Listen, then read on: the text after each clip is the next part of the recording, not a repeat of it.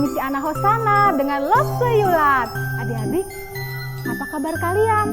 Saya harapan kalian baik-baik semua ya. Sedih sih, kita belum bisa berkumpul di gereja, menyanyi sama-sama, mendengarkan cerita dari Lose, tapi tidak apa-apa, kita tetap harus menyanyi untuk Tuhan. Tapi sebelumnya Lose mau ajak kalian, kita berdoa sama-sama ya. Lose akan pimpin kita semua dalam doa. Tuhan Yesus, terima kasih pada saat ini kami boleh kembali bersama-sama menyanyi untuk Engkau. Kiranya kami semua boleh menyanyi dengan sungguh-sungguh sehingga dapat menyenangkan hati-Mu. Terima kasih Tuhan, hanya di dalam nama Tuhan Yesus. Haleluya, amin. Adik-adik, mari kita sama-sama menyanyi untuk Tuhan ya. Kita nyanyi bertemu di dalam kasih-Nya.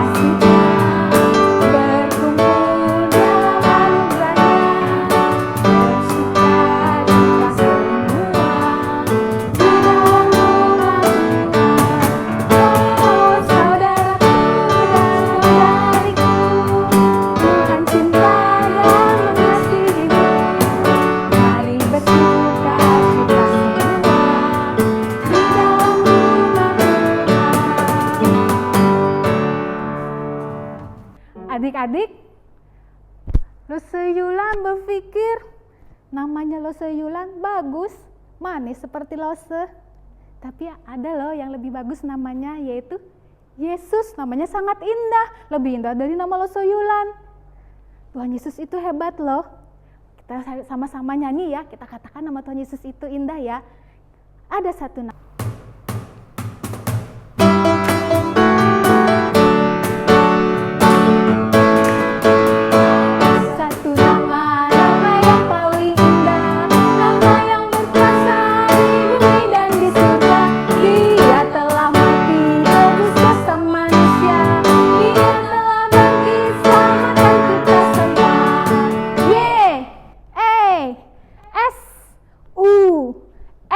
Siapa namanya?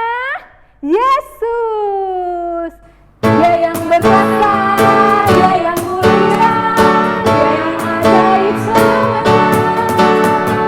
Dia yang berkuasa, Dia yang mulia, Dia yang ajaib selamanya. Adik-adik, Lose pengen lebih seru lagi deh nyanyi ini, karena nama Yesus kan indah. Nyanyi jangan lemas-lemas, Lose nggak mau nyanyi, semangat kan nama Yesus itu indah. Kita nyanyi satu kali lagi ya, sama-sama ya. Oke? Mari kita sama-sama nyanyi lagi lagu ini.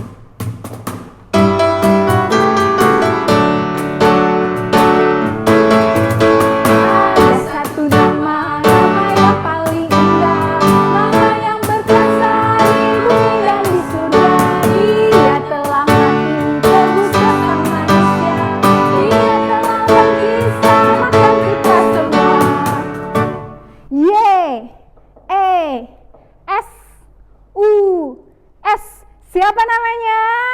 Yesus. Yang berkuasa, Dia yang mulia, Dia yang ajaib selamanya. Dia yang berkuasa, Dia yang mulia, Dia yang ajaib selamanya. Ya adik-adik, Tuhan Yesus itu berkuasa. di bumi dan di surga. Karena Tuhan yang punya bumi dan surga itu. Nah adik-adik, Tuhan Yesus adalah Allah yang berkuasa. Dialah yang mempunyai bumi dan surga itu, Dia yang punya. Oleh sebab itu Tuhan Yesus kita itu hebat, Allah kita luar biasa.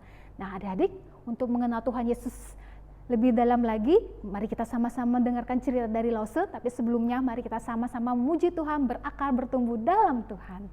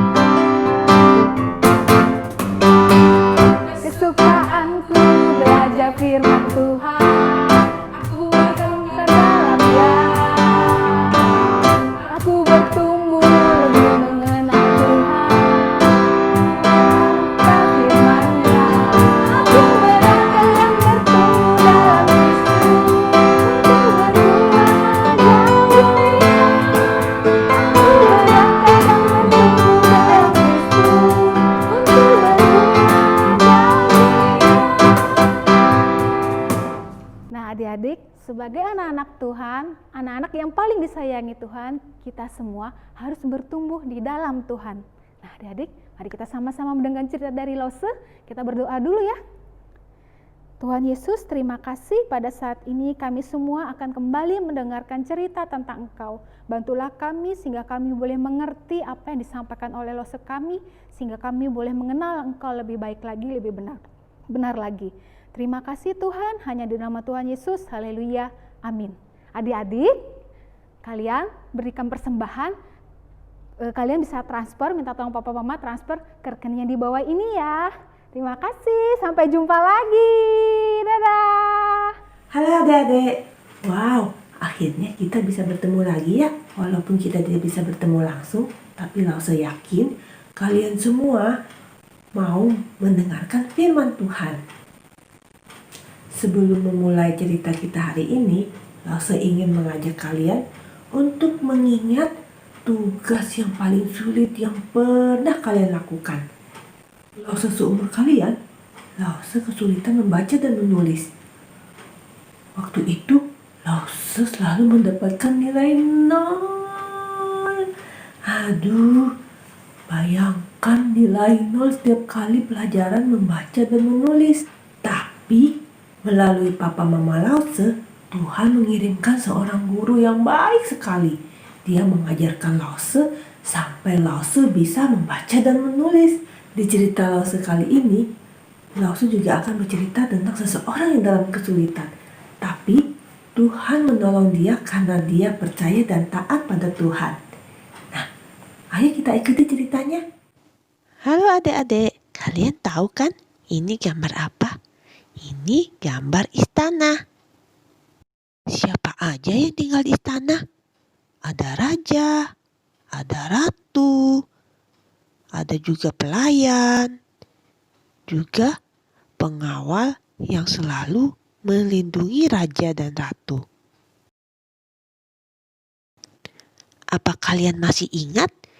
Di minggu-minggu sebelumnya, kita sudah mendengar tentang raja-raja Israel. Ada Saul, ada Raja Daud, ada Raja Salomo, dan juga Raja Yoas.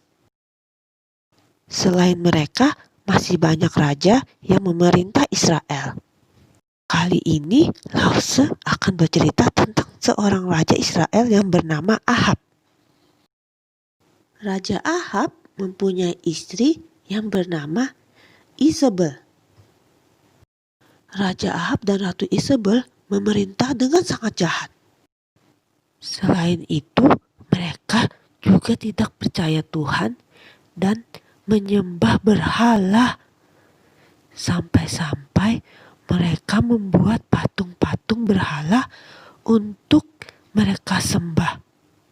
Lalu Tuhan mengutus Nabi Elia untuk menyampaikan pesan kepada Raja Ahab. Kalau kau tidak bertobat, Tuhan akan menghukummu. Dan sesungguhnya tidak akan ada hujan atau embun pada tahun ini, kecuali kalau aku mengatakannya. Ternyata Tuhan akan menghukum dengan membuat kekeringan di bangsa itu. Apa kalian tahu apa yang terjadi kalau tidak hujan sama sekali? Tanah jadi kering, tidak ada tanaman yang tumbuh, binatang pun jadi sulit mendapat makanan. Semua orang Israel tahu kalau Tuhan sudah menghentikan hujan. Bukannya meminta ampunan Tuhan, Raja Ahab malah marah kepada Nabi Elia. Nabi Elia dalam bahaya. Tuhan segera menyuruh Nabi Elia ke sebuah tempat di tepi sungai Kerit. Nah, kira-kira gambar tepi sungai itu seperti ini. Di tepi sungai Kerit ini masih ada air. Jadi Nabi Elia masih bisa minum di sungai itu.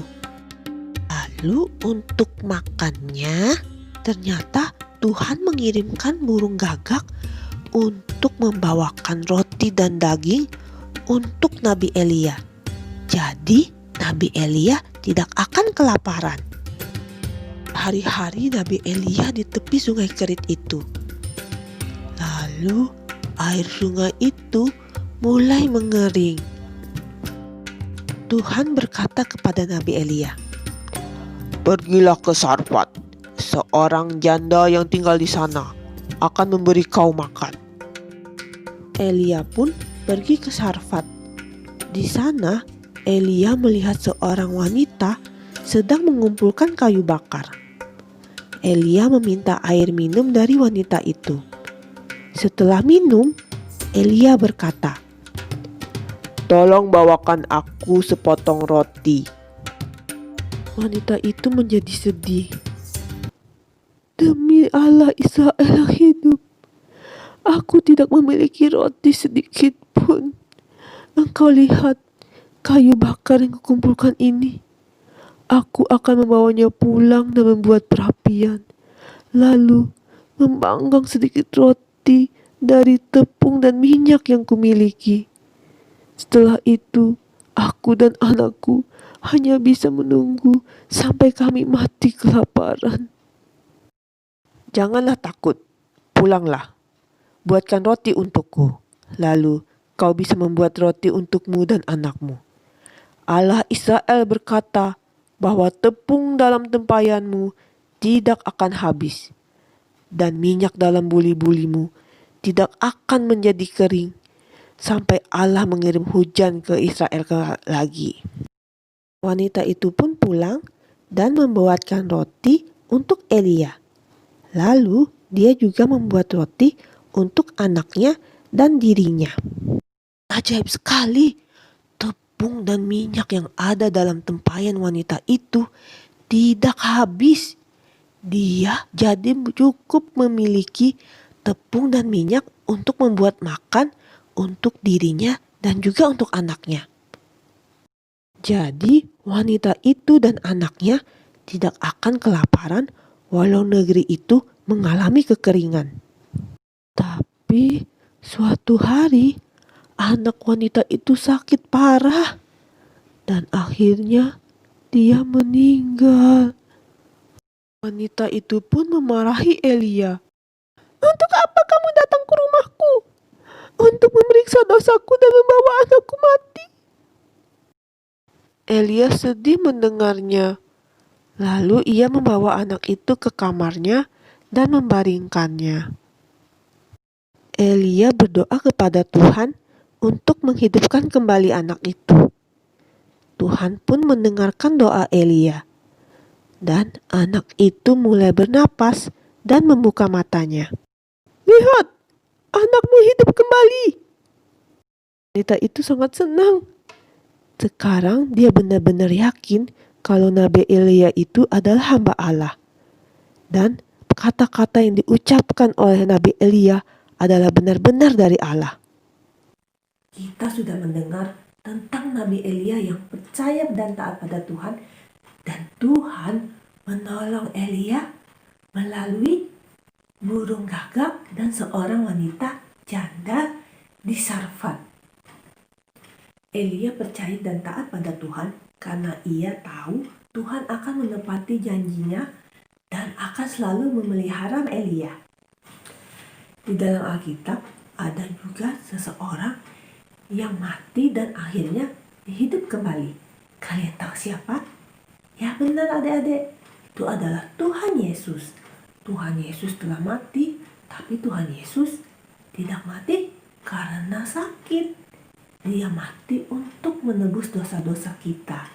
Dan sekarang ia telah bangkit dan hidup sampai sekarang. Lihat hafalan kita hari ini. Sekalipun aku berjalan dalam lembah kekelaman, aku tidak takut bahaya, sebab Engkau besertaku. Gadamu dan tongkatmu, itulah yang menghibur aku. Mazmur 23 ayat 4. Dalam ayat hafalan tadi ada kata lembah kekelaman. Nah, maksud lembah kekelaman itu apa ya? Nah, kita coba lihat. Ini adalah gambar lembah. Lembah yang digambar Lause ini bagus ya. Ada rumput hijau, pokoknya bagus banget. Tapi kalau lembah kekelaman itu lembah yang gelap sekali. Kita tidak bisa lihat apa-apa. Nah, jadi maksud dari lembah kekelaman itu adalah kesulitan-kesulitan yang dialami. Seperti yang dialami oleh Nabi Elia tadi. Nah, kalian ingat apa saja kesulitan yang dialami Nabi Elia? Dulu Tuhan memelihara dan melindungi Elia. Dan sekarang Tuhan melindungi kita semua. Dan kita harus selalu menaati Dia. Sebelum menutup cerita hari ini, Lause mau mengajak kita untuk berdoa. Nah, lipat tangannya, tutup matanya. Kita berdoa.